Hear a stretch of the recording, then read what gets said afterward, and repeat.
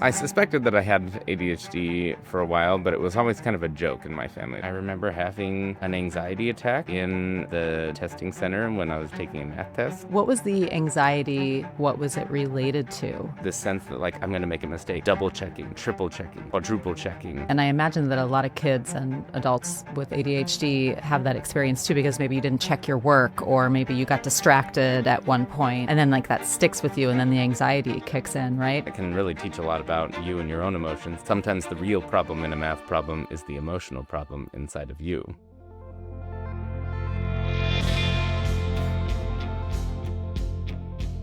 This is ADHD Aha, a podcast where people share the moment when it finally clicked that they have ADHD. I am here today with Derek Miller. Derek is a money coach and aspiring financial planner who is also a musician, athlete, performer, scientist, and, my favorite tidbit, certified cider guide. What can't you do, Derek? Welcome to ADHD Aha. Thanks. So you were diagnosed about 10 years ago while you were in college. Can you start by telling us what was going on around that time? I suspected that I had ADHD for a while, but it was always kind of a joke in my family. It's just kind of like, ADD moment, whatever. But it was in college where things really started to kind of become hard. My first semester of college was very difficult, as I think it is for most people. The transition from high school to college is pretty stark. But in my case, one of the things that happened is I got married early on. I was a young 23-year-old. Wow. And I ended up getting married. But 4 months after I got married to my wife, she got diagnosed with cancer. Mm-hmm. And that was a big stress event, to say the least. Yeah. School, which was already hard, became much harder to focus. I was in some pretty heavy like economics and math classes at the time. And so it was kind of a wild ride. And my mom at the time had been taking my dad and as well as my siblings to the doctor because my dad was having a hard time. And my mom was just kind of like, why there's some patterns here that are going on. Something's weird. So took my dad to the doctor. He got diagnosed with ADHD. And so my mom was like, hey, have you considered that you might have ADHD? And I was like, well, I guess I've sort of joked about it, but maybe this is more serious than I thought. What's your wife's name? Sarah Kay. Sarah Kay. And how is Sarah Kay doing? She's in remission. I'm so happy to hear that. That's wonderful. Why do you think your mom suggested that you might want to look into this? What is it about you that she was seeing? What is it about all of the kids? So it turns out that my dad, as well as all of my siblings, we all have ADHD. Oh my God. Wait, how many siblings? So I'm one of 5 kids. Okay. That's a lot of ADHD. It's a lot. Yeah. So my mom was going crazy. That's why. Your poor mom.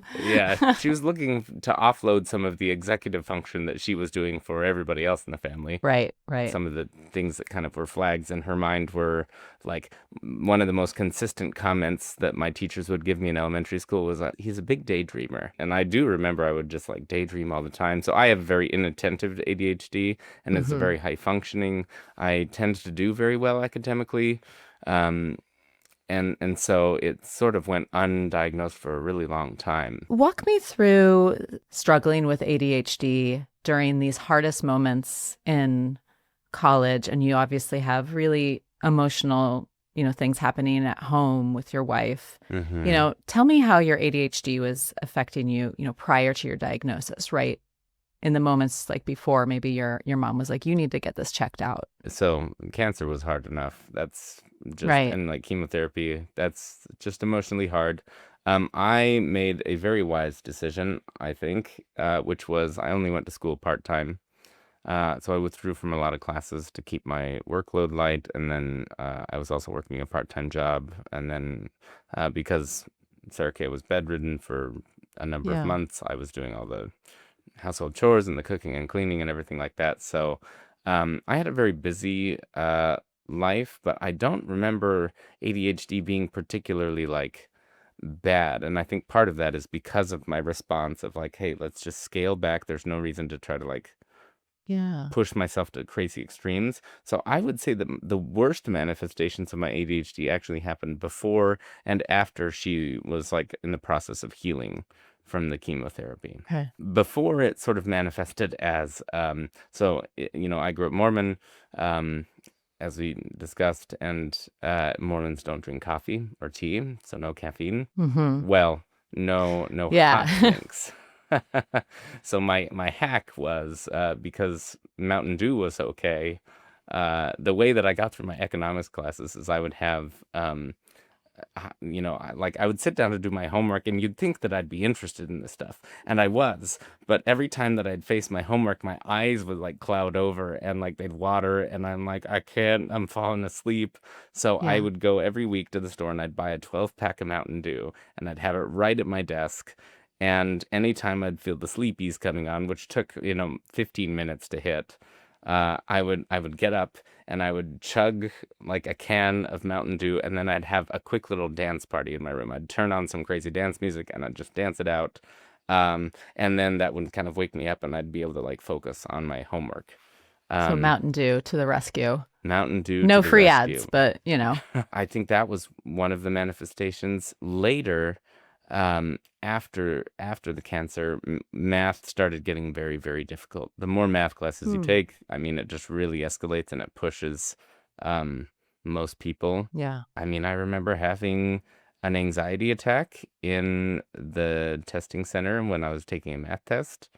Um, so I do know math anxiety. I know the feeling of like looking at a paper and then having like a true strong emotional response. Hmm. And so just like trying to like calm myself down, breathe it out. So a lot of my math program was me also learning to manage my emotions in conjunction with the classes that I was taking.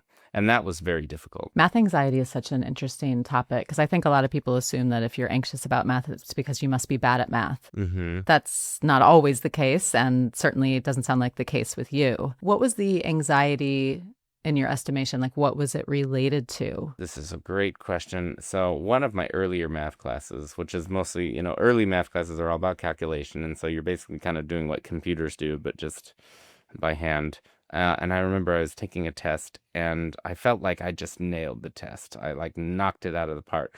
And then I got my test back and it was like a C. And I was like, what did I do? Like, what's going on? And there were just a number of little tiny mistakes. So, and the most infamous one was, so I did the whole process right, but I was going through it rather quickly, and I wrote 2 times 3 equals 5. Right. And that Just in case was it does not equal 5, everybody, in case, yeah. right. In case people don't know, 2 times 3 is 6. 2 plus 3 is 2 5. plus 3 is 5. And my brain did a little bloop and Yeah. switched that around. And that caused the problem to like balloon into this like insane. So I was like, wow, this problem is so hard. Like, I can't believe I'm having to do all these calculations on this test, blah, blah, blah, blah. I think what ended up developing was, this sense that like I'm going to make a mistake. And so then it kind of turns into this like double checking, triple checking, quadruple checking, which ends up feeding the anxiety because you're always worried, you're always vigilant, like thinking that you've made some kind of like minor error. That has persisted a little bit even into like my work life where it's like, oh no, like have I made some kind of mistake? Yeah. That detail orientation can sometimes be a challenge. I think that I'm good at math, but that's also why I like coding, is because once you code up a solution and it's correct, it's always going to be correct. It's always there. Yeah. No, that's really interesting, though. And I imagine that a lot of kids and adults with ADHD have that experience, too, because it sounds like it was rooted in something. You had experiences where you did everything right, but then like you just like a tiny error because maybe you didn't check your work, or Yep. maybe you got distracted at one point. And then like that sticks with you, and then the anxiety kicks in, right? It's similar Yeah. to the kid with ADHD who does their homework, but then just forgets to turn it in. Yes. So yeah, they get a 0. which is me. You have been very successful at managing your ADHD even prior to having your diagnosis. And it sounds like through a mix of caffeine, Mountain Dew, but also a lot of self-awareness. Just the fact that you knew that you needed to take off, that you needed to be part-time in school. It seems like a no-brainer, I'm sure, in hindsight, but a lot of people would not do that. I certainly at college age would not. I would just be like, no, I have to keep going. I have to do everything, even if life is really, really hard right now. Where did that self-awareness come from and that grace that you give yourself? I think it's part nature, part nurture. I have to give a lot of credit to my home environment. My parents were always very interested in, um, I don't know, like we talked a lot about self-improvement, and psychology even. I think my church environment also fostered some introspection. Hmm. But that said, comparing myself to my peers, I was way more introspective and self-aware. So I think it's a combination of those factors. Do you think that your ADHD, the daydreaminess, I don't know, whatever you want to call it, uh, makes you more introspective and self-reflective? I think so. Yeah. I Yeah. mean, that's my experience at church was like, oh, this talk is boring. And then I just, kind of zone out. And it ended up being like a good space for me to really go inside and think about myself and my relation to the world around me and how can I be better and things like that. Yeah. That's so beautiful. There are a lot of kids with ADHD, and I may or may not have been one of them, who was also in church and really like crawling out of my skin and Mm, unable to find that place yeah. and just, and like physically manifesting. So I'm glad that you had a different experience with your ADHD. It's so different for each of us. It sounds like from what I know of you, like you use that to help guide the decisions that you make in your life, which is really lovely. I think in particular, too, I'm fascinated by what I'm afraid of. Tell me more. That's something that I end up pursuing. One of the interesting things is, growing up as a kid, I would tell people I want to be an entomologist when I grow up. In particular, I want to study spiders. And people were like, oh, so you love spiders. And that's true. I did love spiders. I was also kind of afraid of them. But I think that's part of what drew me, and that's what made me fascinated by them. And so I learned more about them, and then I got to know them, and then that like helped me overcome like the innate fear, I guess, that or like that spookiness, that creepiness that you can feel Yeah. when you see a spider. And that theme has been very present throughout my whole life. Whenever I'm afraid of something, I tend to be very curious and fascinated by that experience itself. Math, that was the case, Yeah. and I'm kind of afraid of it. So, like, maybe I should pursue this more. Right. Right. Money, it's the same thing. I love hearing you talk about this, Derek, because so many kids with ADHD and adults experience so many failures, and those failures breed fear, Yeah. right? So many fears in kids and adults with ADHD all the time. But it takes a lot of emotional regulation, a lot of introspection to be able to cope with those things. So Yeah. it's it's really cool to hear from you speaking about like your upbringing and how that nature and nurture. You said you're a daydreamer, Derek. What are the crazy things that you dream about? Crazy in a good way, you know? Wow. There's so much. I'm thinking a lot about how emotional money is and how underappreciated it Hmm. is that money is such an emotional thing. Um, I mean, it has the facade of being cold and non-emotional because it's a lot of numbers. But even back when I was tutoring math, I would often start my math tutoring sessions by asking, like, tell me about your math teachers. Like, what has your experience been? Hmm. Tell me about your relationship with math. Do you hate it? Or do you like it? Or do you feel a lack of confidence? I started with the emotions. And I have the saying, sometimes the real problem in a math problem is the emotional problem inside of you. Wow. So I Yeah. think math is actually a very emotional thing as well. And it can really teach a lot about you and your own emotions. And I've been thinking about that parallel with money itself. Money is also very political, Hmm. and it brings up lots and lots of feelings. I've been thinking a lot about fraud and scams are like a great example of the way in which money taps into those feelings. So, for example, if you do get scammed, some people like avoid scams.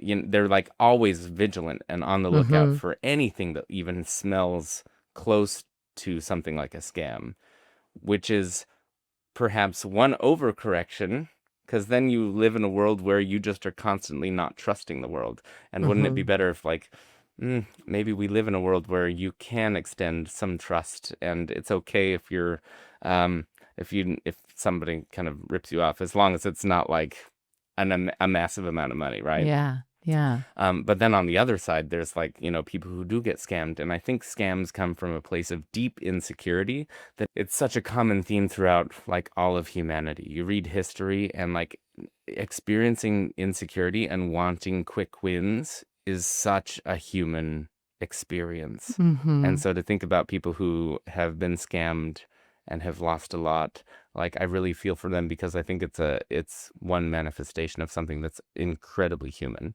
And one that I am pretty sure is more common for people with ADHD. There's an impulsivity, oh, I could make money fast. Quick dopamine, man. That quick hit. The over optimism, the impulsivity that can, yeah. What I know that you're working to be a financial planner. Are you hoping to specifically help folks with ADHD? That's not my target audience, like explicitly, Mm-hmm. but I do think that I want to help people where there's like a lot of overlap with ADHD. My Yeah. plan is to be servicing people who are in um, queer or non-traditional family structures, Mm-hmm. and there is a lot of neurodivergence overlap with people who are uh, you know, living those kinds of lives. And I'm one of those people as well. Mm-hmm. Me and my wife are also part of this queer family. Yeah. It will be a thing that I work with people. Yeah. Yeah, even if that's not my specific target. I can tell that you would be very good at that. Why don't you talk a little bit about your missionary work? Sure, yeah. Okay. So yeah, once upon a time, I was a Mormon missionary in Mozambique, Africa.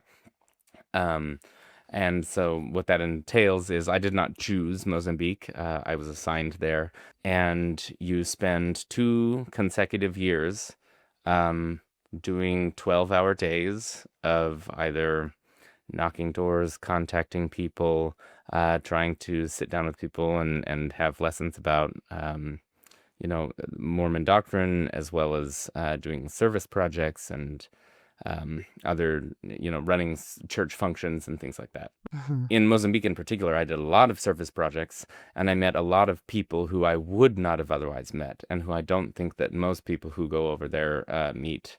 A lot of people who were, very disenfranchised, and Mozambique was just very poor across the Mhm. board. When I left, it was the fourth poorest country in the world, according to the World Bank. So I saw lots of poverty. Um, I also saw lots of community. And one of the things that impressed me while I was there was I kept on writing home. It feels like everybody here is one big family, like everybody's family. Yeah. And their generosity. I remember one time I was sitting down in the lesson and I just made a comment about some guy's shirt. I was like, "Oh, cool shirt." It had a logo of like the Mozambican soccer team, which is like a notoriously horrible soccer team. Like they lose all the time, but it's But we cool that believe in them, damn it. we Yeah. do, yeah. Yeah. But they're the Black Mambas, so it like had a black mamba on there. Cool. Um, and I just said, "Oh, your shirt's cool." He's like, "Oh yeah, you really like it?" And I was like, "Yeah." So he's like, "Hold on just a second," and then he goes away, and I'm like, "What's going on, huh?" And he comes back with a different shirt on, and he's like, "Here, you can just have this shirt." Stop. That's amazing. And like, I didn't even know how to take that. The level of generosity was just incredible. People were so lovely. Um, but yeah, I had some really transformative experiences. Some experiences that sowed some seeds that have made me want to distance myself from the church a little bit. The Hmm. bigger story here is that it really told me I was curious to learn how modern economics works. Why are we creating some of these things? Yeah. And what can we do about it? Like, is there Yeah. anything that we can do about it? So that's part of what motivated my change from anthropology, which was my original major, into math Yeah. and economics. That sounds like a very productive ADHD rabbit hole. Like if you're going to go down a rabbit hole, that's something quite meaningful and actually very productive, helpful to actually understand and to be able to make an impact through. Totally. You also learned a bit about yourself and your rejection sensitivity tendencies while you were in Mozambique. Is that right? Yeah, I did. I mean, I think it took a different form. Um, So, for example, a lot of missionary work in Europe or America is a lot of doors slamming in your face. That's just something that you get used to. But in Mozambique, that was very much not the case. I remember thinking at the time, like, oh, I'm glad that I'm here and not somewhere in Europe, because I think that I would take that rejection really, really hard. So the rejection, like I didn't experience a lot of rejection in Mozambique specifically, but I was afraid of it, and I became aware that I was afraid of it, and I became Mm. aware that I was avoiding situations where I Yeah. would be Okay. rejected. So Has that shown up in other areas in your life, either back then or now? absolutely, yeah, it continues to be, a challenge. Jobs and careers, like anytime you're applying for a job, everybody's worried about, being rejected from job offers and things like that. The difference for me is like the outsized emotional impact on me. Like it gets to a point where it's irrationally afraid of, even applying to jobs or even talking to people about job opportunities. Do you have a specific example that you're open to sharing? Certainly some rejections that have stung quite a bit. Tell me about your worst rejections. Yeah. Let's revel in them a little bit. I applied to this one company. They put me through the interview process. It seemed like I was a great fit. I was like an expert in the kinds of quantitative models that they were using. It was a data science-y position, but they had me do a test in Excel, and then they also had me take an IQ test, which felt Ooh, weird. that is weird. Yeah, I don't like that. I don't either. And it was kind of a weird IQ test, but anyway, so I did okay on the IQ test, and then I really didn't do well on the Excel assignment because I'm not used to that. I'm more of a computer programmer than working in spreadsheet software. Hmm. So, but everything else about it was like fine, and it didn't seem like my job was going to be using Excel. They didn't really even have that on the job description. So I felt like I was going to get the job. I mean, I was already making friends with the team. And then they send this rejection letter. And I was so like caught off guard. But that's really stuck with me. It just doesn't feel good to be given like these evaluations and then rejected based on those evaluations, which are like superficial criteria that are unrelated to like your ability to perform the work. I just had a flashback to this job that I got rejected from, and it was totally my fault. I remember being completely overly optimistic about my ability to get this job. It was a very prestigious organization and a journalism role. And I went to apply for this role having very little experience. And I didn't even like read the news that day. And of course, the person who was, on the hiring committee was like, so what is the top story in the news today? Just making sure that I'm staying, abreast of what's happening in the world. And I was like, and the news of the day was huge. Like it Mm-hmm. was gigantic. And I was so embarrassed. And she just said I didn't get the job right there on the spot. It Oof. wasn't like a we'll contact you. It was like, Oof. sorry. Yeah. That one stung. And then I Yeah. learned to do my homework a little bit better. Anything you want to plug? I like to ask people if they want to plug something. Oh, sure. I mean, I'm currently in the process of teaching a money class. It's free. I just set up an Instagram account. It's mathmata.co is the handle. Okay. I call it Dirty 20, which is I'm taking a D&D inspired role-playing perspective to finances. Okay, And cool. I don't really get it. I'm not a D&D gal, but that's I okay. but I There's believe not a you. lot of D&D. Yeah. I'm making it fun is really what it is. Okay. Is what I'm trying to do, making it more like accessible to people who like really want to tune out of this kind of stuff. Because again, Okay. it's emotionally challenging. Like for example, just this past Tuesday, we had a whole section where we talked about Nicolas Cage's finances. Are they in bad shape? They were in Oh. bad shape. See, there I go, not checking the news again. It's just biting me in the butt all Well, over it's the like place. really old news. It's really old news. Derek, it has been so nice to spend time with you. I'm really grateful to be here and for other people out there who have ADHD or who don't, I don't know. Love that part of yourself. It's a really great part. Thank you so much, Derek. Yep. Thank you.